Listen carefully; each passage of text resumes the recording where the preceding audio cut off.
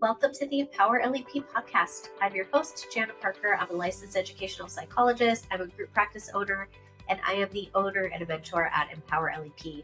Today, I hosted a friend of mine, Dr. Rebecca Murray Metzger. She is a clinical psychologist, and she works in the Bay Area. She has a practice called SF Mind Matters, and she is in both the San Francisco Bay Area and the East Bay.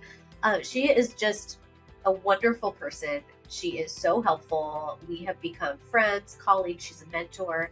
She is just a great thought partner. We commiserate on all the ins and outs of group practice. I can call her whenever I need her, and I feel very fortunate to have a person like her in my life. And I had a wonderful conversation with her about her group practice and what it's been like for her. And she employs both clinical psychologists as well as LEPs. And it's interesting to hear her perspective on training and mentoring people who are getting into the field of testing psychology. So as always, I hope that you enjoy this conversation as much as I enjoyed having. Welcome back to the Empower LEP Podcast. I am here with one of my very favorite people, Dr. Rebecca Murray Metzger. Welcome, Rebecca. Thank you, Jana. I'm happy to be here. Awesome. Good to see you. So it's good to see you too. And, you know, Rebecca is she's a clinical psychologist, and she has been a person who has become a thought partner, a fellow group practice commiserator, a mentor.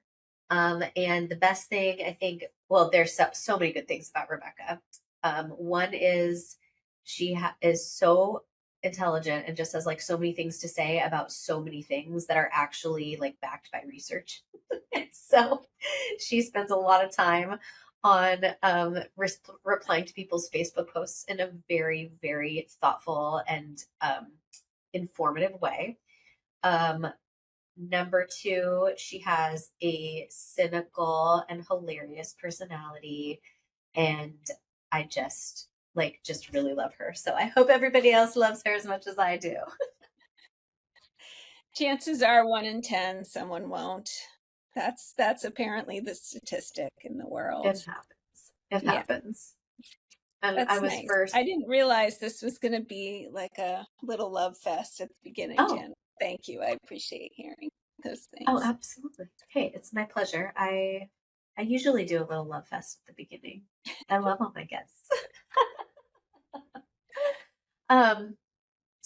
So I brought Rebecca on because she has a practice in San Francisco and Berkeley area, and she employs both clinical psychologists and LEPs. And I wanted to talk about a couple things. First, just being, I want to hear about why a group practice and what have been some amazing things about running a group practice, and also some things that have been difficult. So we can give our audience a little bit of insight there. And then what it's been like as a person who's employed LEPs, and kind of the things that you have noticed about the strengths that LEPs bring to private practice, as well as areas for growth as they come in and start doing private practice for the first time, because it is different.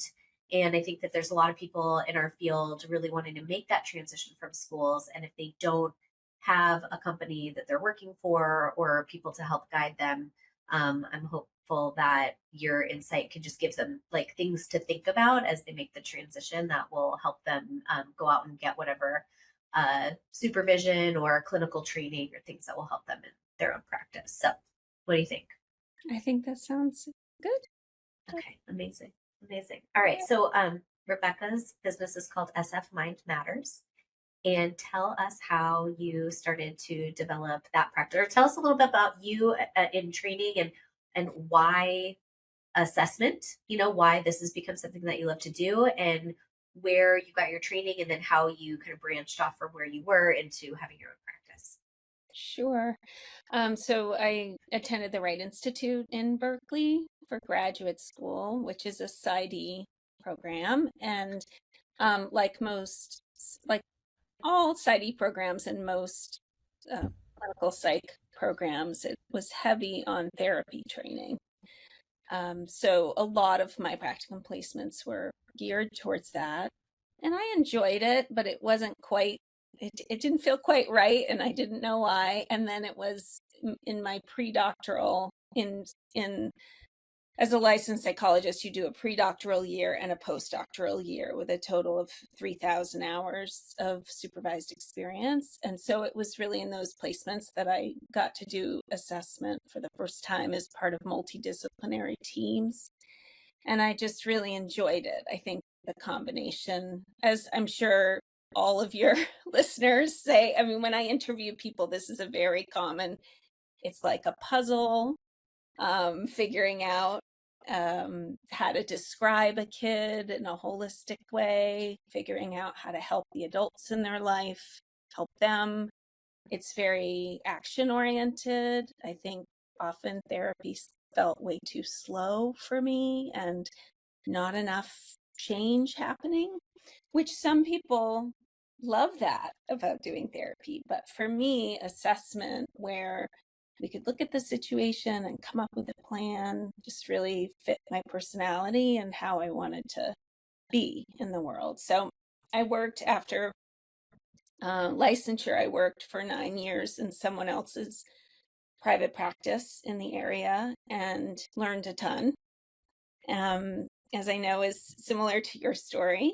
And then finally felt ready to kind of do things my way. And in my opinion, I think it took me that long to feel like I really knew what I was doing, but I still every day find something I didn't know and need to know. So that's part of what I love about the field too, is that you can be constantly learning and growing, because the need to be helpful to kids requires that from us. So I started basically a solo practice, but worked jointly with an educational specialist who'd been a special education teacher in public schools for, I think, 10 or 15 years.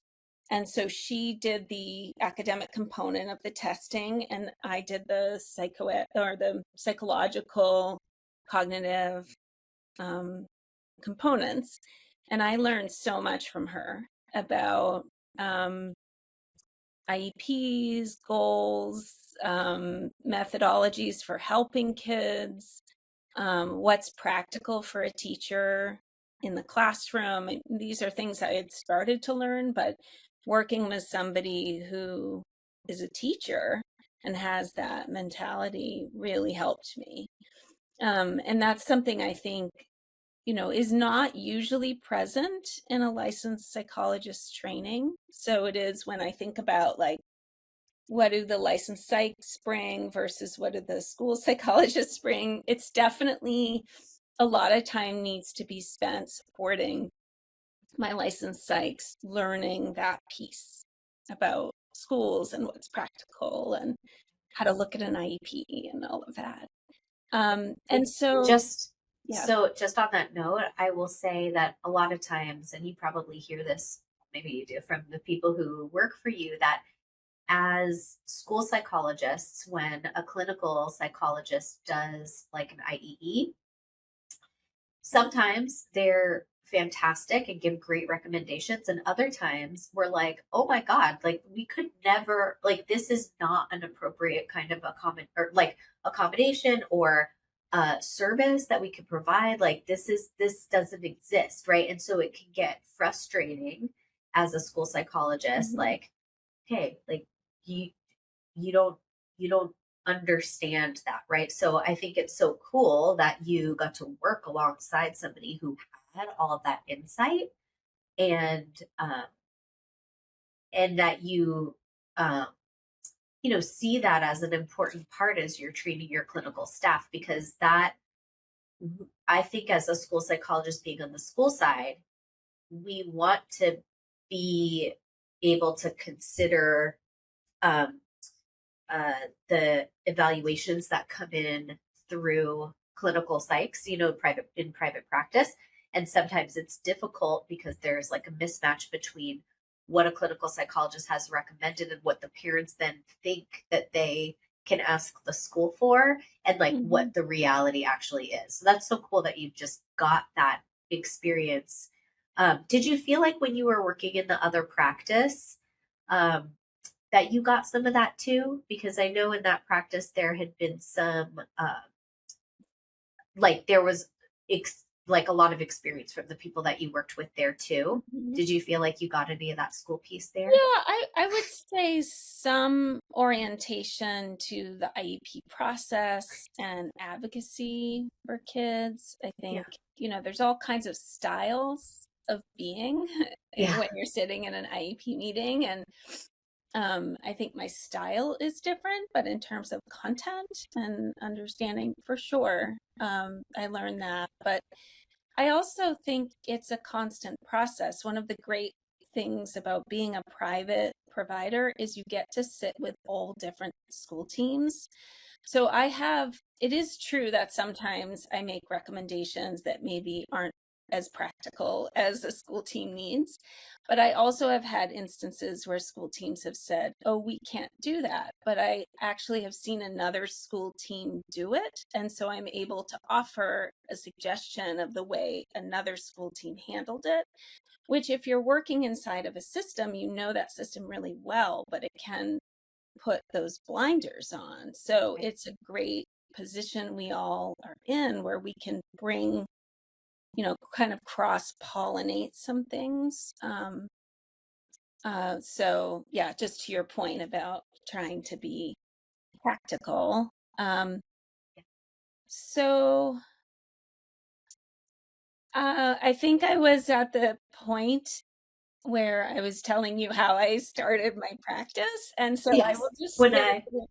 cut be- you off. No, it's okay. I can get rambly on that point. So, um, I was in a solo practice essentially right on the verge of COVID, but didn't know it was coming. And someone reached out to me and asked if I mentor psychologists who want to develop their testing skills. And I had not thought of having a group practice at all. In fact, I thought I probably wouldn't because it seemed like a hassle, which it is, but a wonderful hassle. So Yes, yes. most of the time. Um, and so I decided to try it and see how it went. And I loved that process of mentoring someone and helping them become better and learning. You learn when you mentor somebody. They bring their experience that you don't have. You learn from that. That's part of what I like about the group practice model. And so, starting a group practice at the time COVID started, the demand was just kind of endless. And we grew because there was demand and there were clinicians who wanted this kind of mentorship. Um, I do think there's been a shift in the last year. And it's not as easy to start a group practice now. It's not as easy to start a solo practice now. There's not as much private work as there was. I still think there's plenty, but the dam's not overflowing in the way that it was.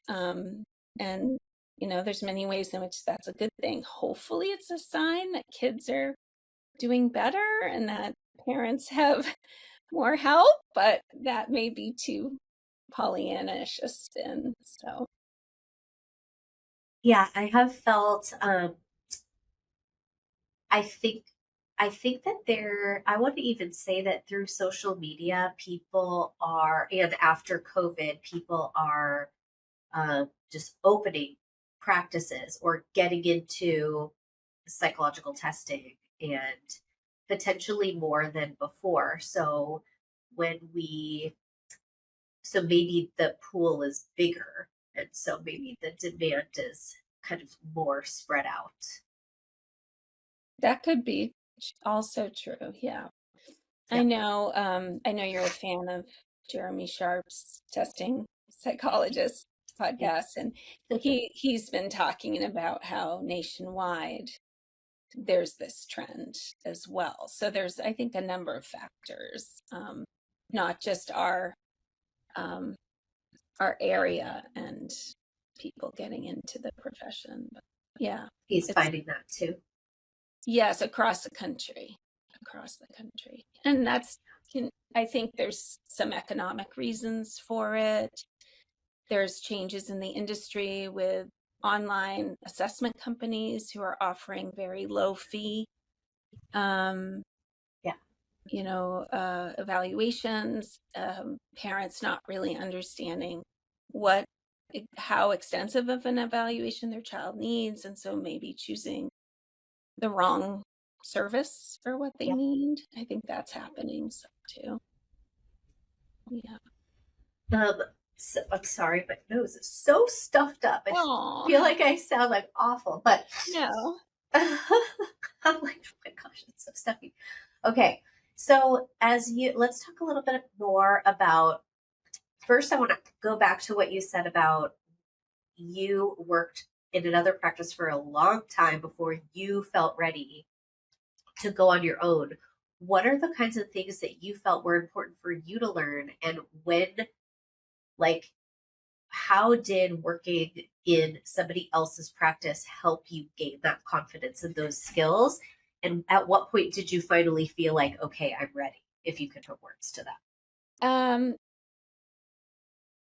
Well, I think you're learning to use the tools, learning the tests, learning how to administer the tests fluently, learning how to interpret the tests. That's quite a lot to learn.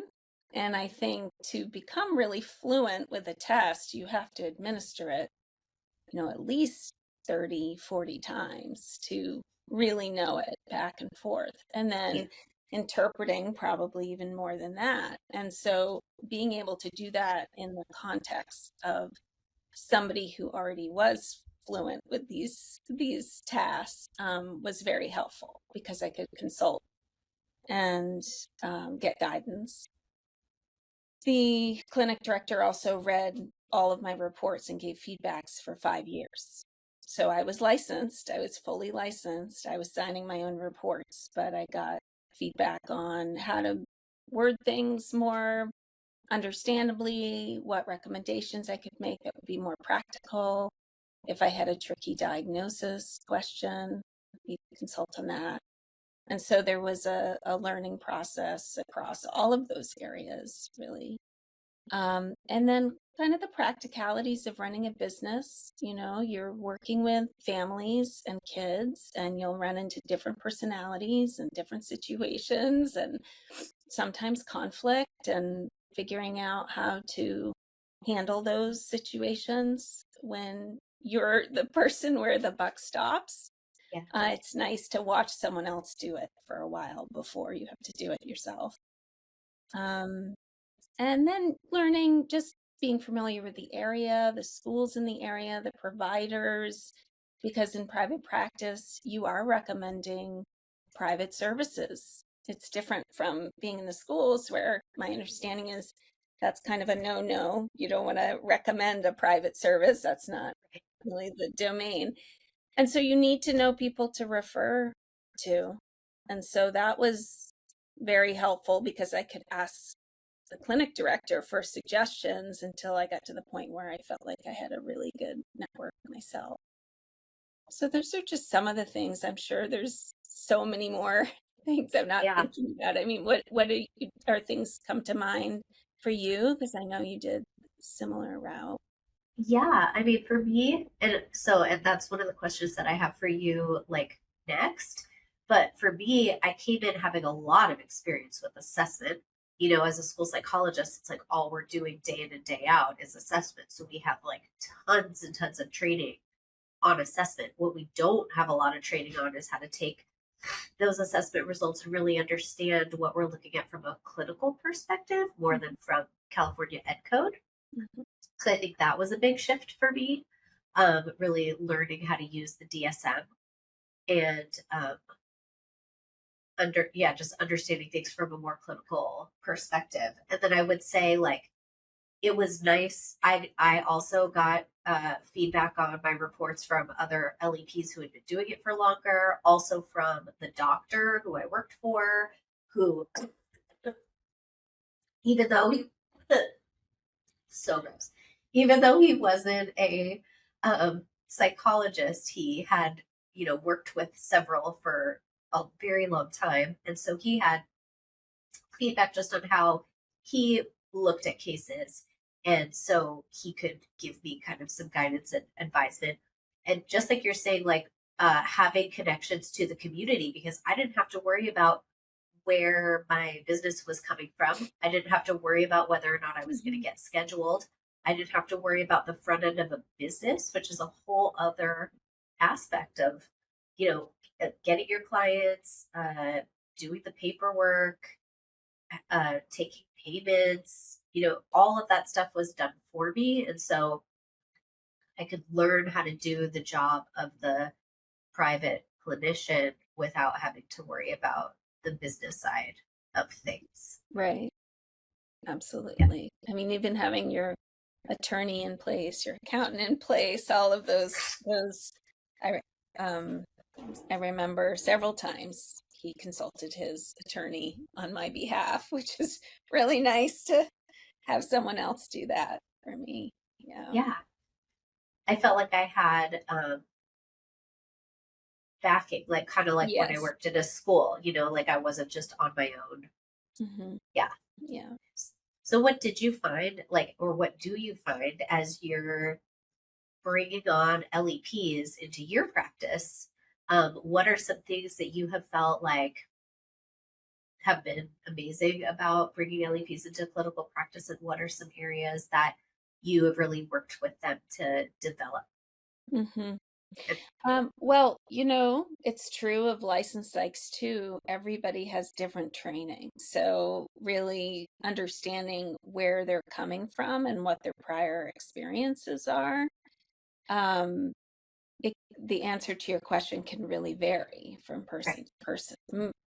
Most, I guess all of them had experiences, at least 2 years of experience in schools because they had to in order to have the LEP license, but some more than others. And some had worked in the classrooms and some, had worked in other practices before, so they had a range. But I think the school experience, as I was speaking to before with my earlier practice partner, having that school experience and understanding what's available in a school, what kinds of services a school district is required to provide, and what might be available, and what language to use for how to ask for those services, how to communicate with teachers, understanding the different roles, and then just being able to look at an IEP and process it so quickly. That's a skill, and that took me a decade to really. They're pretty confusing documents, Absolutely. It took a Yes. long time. So when we consult as a team, which in our group practice we do team meetings twice a month, and a lot of times that's a case consultation. And it's so helpful when we can throw out the recent IEP and the LEPs are able to look at the goals and like that, see, oh, that goal is not measurable, or Right. those that should have objectives written out, or various little helpful things that the psychologist can pass on to the parents and say, hey, you might want to ask the team to reconsider this goal, or to spell out more clearly how they're going to measure it. And that's really, I think it's something that most licensed psychs wouldn't know from our training. Also, generally the LEPs are very well trained in terms of administering cognitive and some processing measures. It really varies what districts they were in, whether they know how to do academic testing. Absolutely. Yeah. So that has been an area where the way we do it in our practice is I never want anyone to learn more than 1 or 2 measures on a kid, right? So I don't want them to be doing all new measures for a child. So I'll come in and do some of the testing. And that's a common one where they're needing to gear up and practice. And, we bring in fake clients for them to practice with.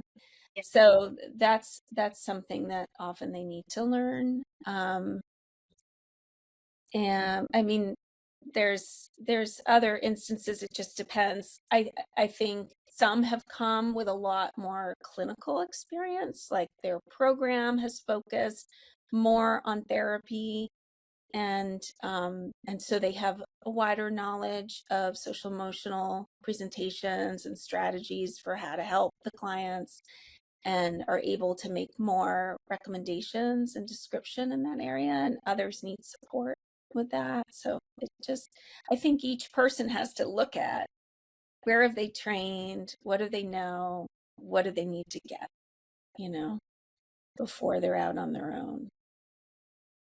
I completely agree. And academic achievement is one of those things that I train psychologists on, because we don't get a lot of training in it. We took one course in our graduate program. I don't know what graduate programs are like now, but we didn't get a lot more than that. And so it's a whole, if we're the only one now making decisions about what's going on with kids, like we really have to understand the achievement data. And I honestly don't know how I didn't do achievement testing as a school psychologist. I find so much meaningful information there that was new to me when I started, however many years ago doing this. And so it's a really important piece that people transitioning from schools into private practice have to learn. Yeah. What about like clinical diagnoses? Yeah, so I always ask my clinicians where they feel comfortable and where they feel they need support. And so I would say the majority of LEPs have told me they feel pretty comfortable with learning differences, although not always in terms of exactly what dyslexia is, because it depends if they came from a district that used that term and talked about that learning disability in terms of what goes into it, the underlying processing areas. And then ADHD, and many, I think, feel real comfortable with autism, and can recognize anxiety and depression when they see it, but maybe don't know exactly what DSM label fits best and need support because they're not working with the DSM in the schools. And then I think less common presentations like bipolar disorder. We work with kids, so we don't have to worry about the personality disorder labeling, but there's some aspects to personality disorder that can start to emerge. And so being able to recognize that, I think those are some areas where people have needed more support.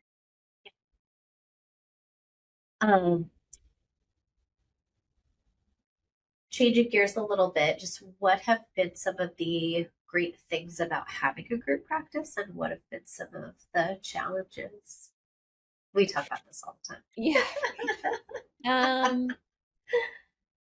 Well, a great thing about it is I think I'd reached a point where I felt like I knew what I was doing in terms of assessment. Obviously, always still learning, always still getting better, and always more to improve on.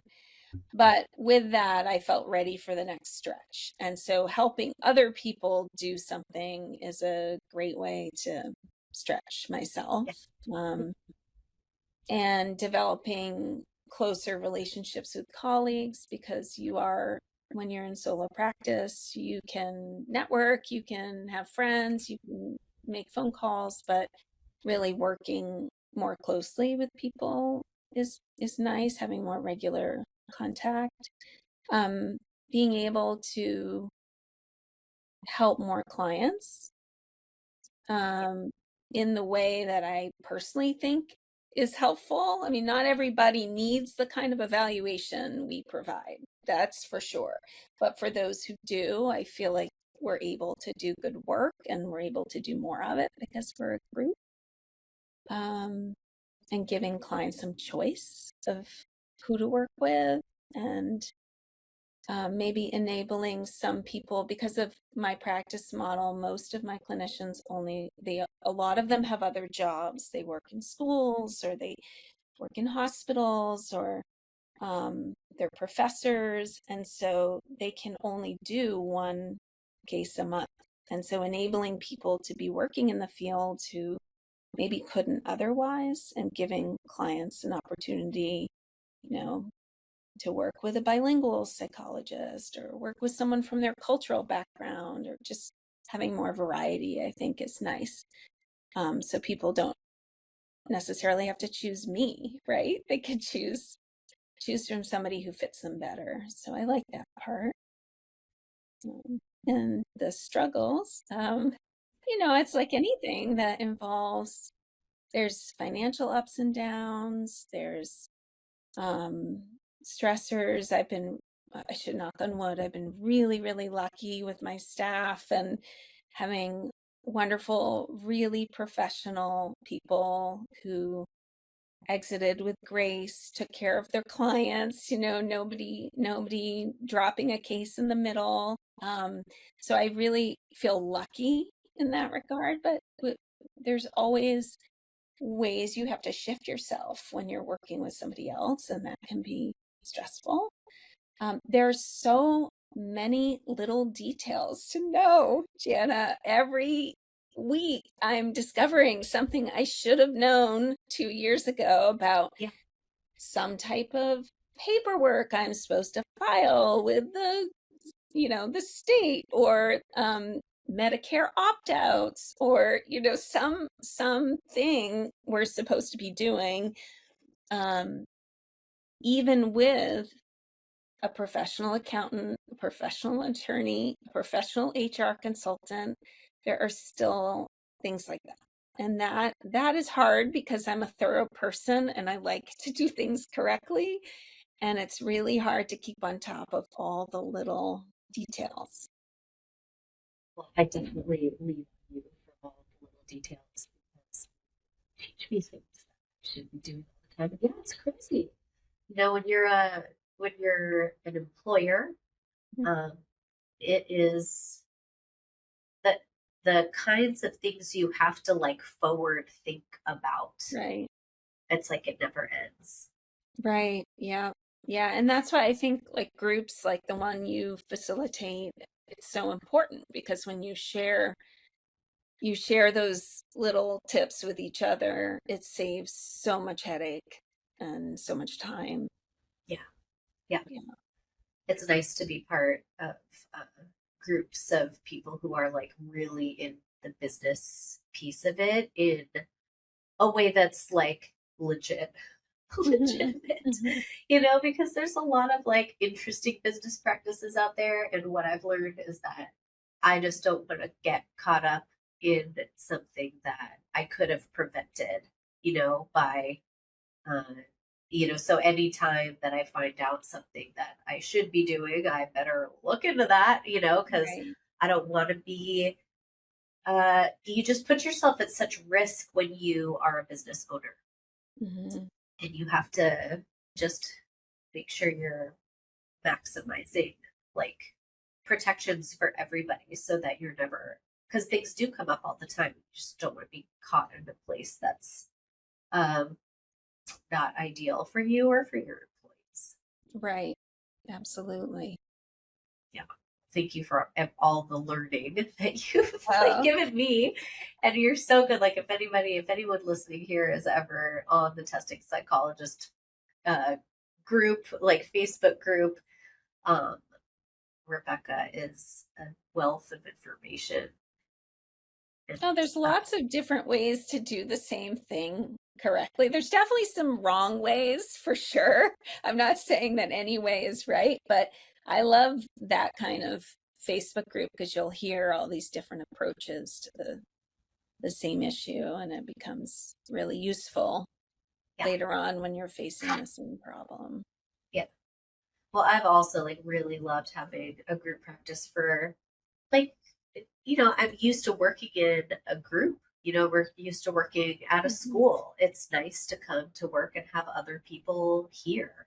It's nice to be able to, after working in schools for so long where we have such burnout, it's nice to be working alongside people who are happy to come into the office and want to be here and um, are happy to be doing the job that they're doing here.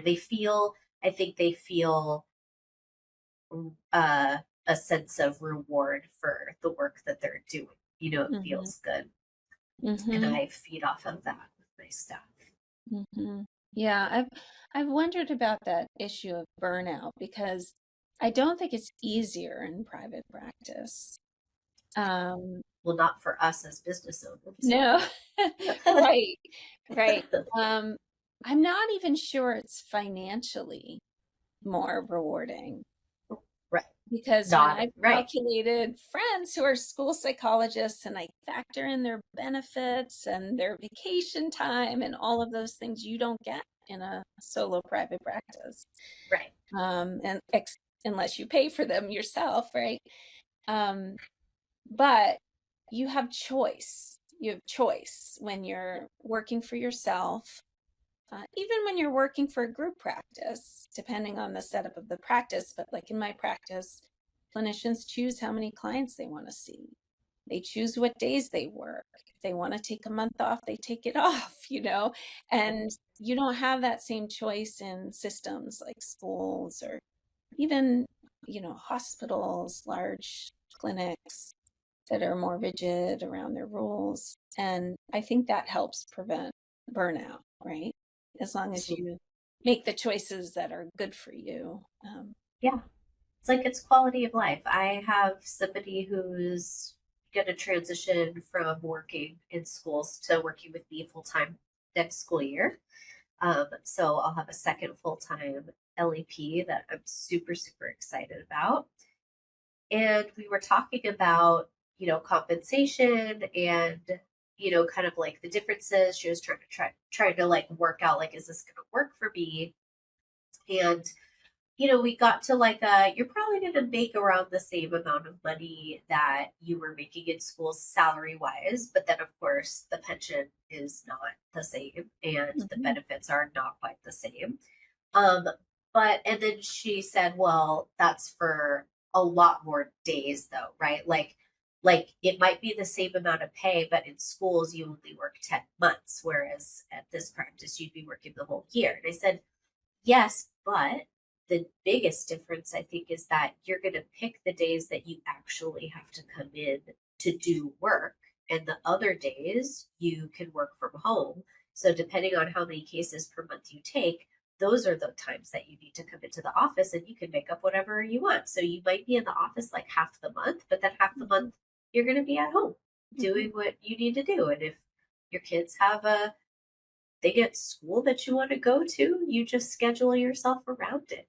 There's no like, oh, can I take this time off of work or, feeling bad. Like I still have PTSD. I was just saying the other day, I still have PTSD if I'm like going through the car wash at 11 a.m. Like, is somebody going to see me like out at the car wash? Like, because we were so used to clocking in from this time to this time for like so many years of my life. And yeah, so it's just different. And then she said something about like, we won't have the same holiday breaks. I'm like, but like, you don't even think about work like that anymore. You're not like, oh, I can't wait for spring break because I'm so overworked. You're just like, oh, it's spring break.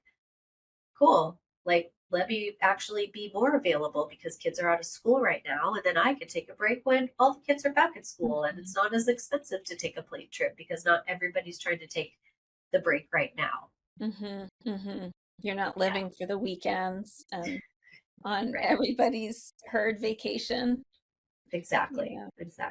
Yeah, there are definitely a lot of pluses to that. But it's inconsistent, and it's scary. And kind of back to like the financial piece of like group practice versus solo.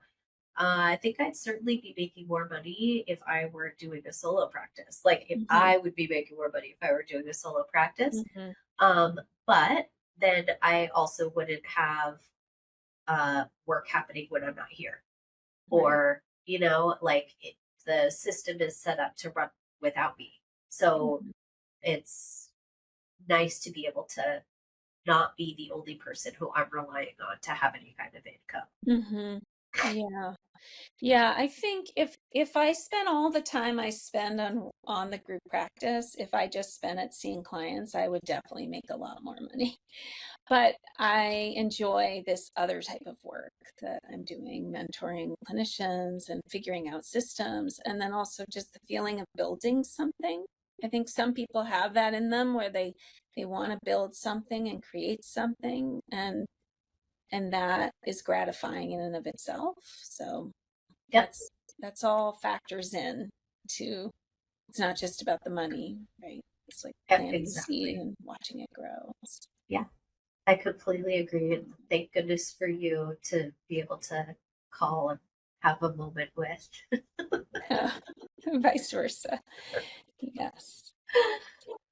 Well, if you have any, do you have any final thoughts for like people who are maybe thinking about making a transition into the private sector and I don't know, just anything you might. Hmm. Um, I think, what we said before around reflecting on what your experience is and where the gaps are and finding an opportunity to start filling those in, whether it's with part-time experience in the private sector, to ease yourself in, or trainings, or reading. I've learned a lot just from reading some of the books that have been published by experts. Just make sure they're from experts. um, and just doing that sort of self-analysis, I think, is really helpful. And um,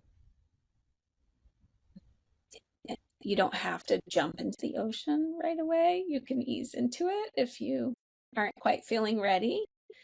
And then there's that fantastic program that you did, the school neuropsych program, I think is really helpful for getting that more holistic mentality around assessment. And then connecting with groups like yours or the testing psychologist so that you have colleagues. So as you start to make that move, you have people who already know the answers, who can tell you what you need It's to do instead of having to learn the hard way. I think those are really key. Yeah. well, thank you. I love having you as a friend and a mentor and a colleague, and I appreciate everything you do for the field. And yeah, just thanks for coming and being on the show.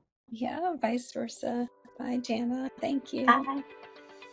That is it for today's episode of the Empower LEP podcast. I hope that you found this conversation insightful and inspiring as you navigate your journey in private practice. If you enjoyed the episode, I'd love for you to subscribe and leave us a 5-star rating and review on Apple Podcasts. It really helps us reach more LEPs and school psychologists who are looking to build their own path in private practice. For more resources and community, you can connect with me at empowerlep.com, on Instagram at Empower LEP, on Facebook in the Empower LEP Facebook group, or by email at jana@empowerlep.com. And just a quick reminder, the information shared on this podcast is for educational purposes only and should not be considered legal, business, or clinical advice. Be sure to consult with the appropriate professionals for guidance on your specific situation. Thanks for tuning in, and remember, you have the skills, you have the knowledge, and you have the power to create a private practice that truly makes an impact.